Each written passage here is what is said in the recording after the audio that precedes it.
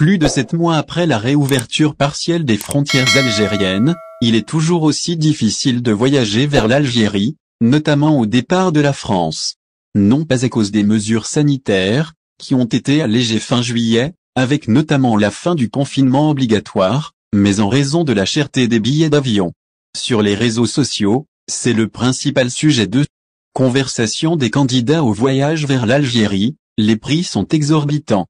Même des low-cost connus pour leur agressivité commerciale, comme Volotea, pratiquent des tarifs qui ne sont pas à la portée de toutes les bourses. Mais les choses sont peut-être en train de changer. Pour un départ après le 20 janvier, les prix des vols entre la France et l'Algérie sont en nette baisse, comparés à ceux pratiqués durant la même période de décembre ou de novembre. Vol France, Algérie, prix en baisse chez Air Algérie. On peut voyager entre Marseille et Alger à partir de 312 en aller simple. Du jamais vu depuis la réouverture partielle des frontières. On constate également une baisse des prix chez Air France et sa filiale low-cost Transavia. Sur le site d'Air France, les vols Paris, Alger de Transavia prévus les 13, 15, 18, 20, 22, 27 et 29 janvier sont proposés entre 227 et 347 l'aller simple.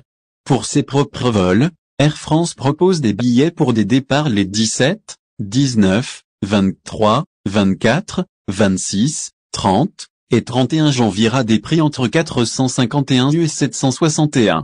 Chez Volotea, Bordeaux, Alger s'affiche à 390 en aller simple pour un départ le 27 janvier. C'est presque 50% de moins que le prix pratiqué. Habituellement, 716, sur cette ligne que la low-cost espagnole est la seule à desservir. La baisse des prix ne concerne pas toutes les destinations. Sur Marseille, Oran, aucune baisse n'a été constatée. Il faut débourser 716 pour voyager avec Volotea.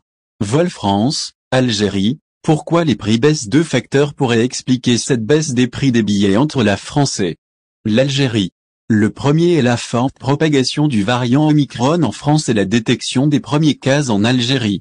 Un élément qui pèse sur la demande. En période de pic de l'épidémie, certains préfèrent ne pas voyager de crainte d'être contaminés ou bloqués à l'étranger en cas d'aggravation de la situation sanitaire.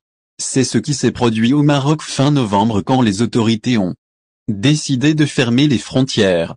L'autre explication est le renforcement de l'offre au départ de la Tunisie. Avec 2 vols quotidiens entre Tunis et Alger, les Algériens de France ont une alternative intéressante à prix au final. Si vous avez aimé la vidéo, n'oubliez pas de vous abonner à la chaîne et d'appuyer sur la cloche pour recevoir nos actualités.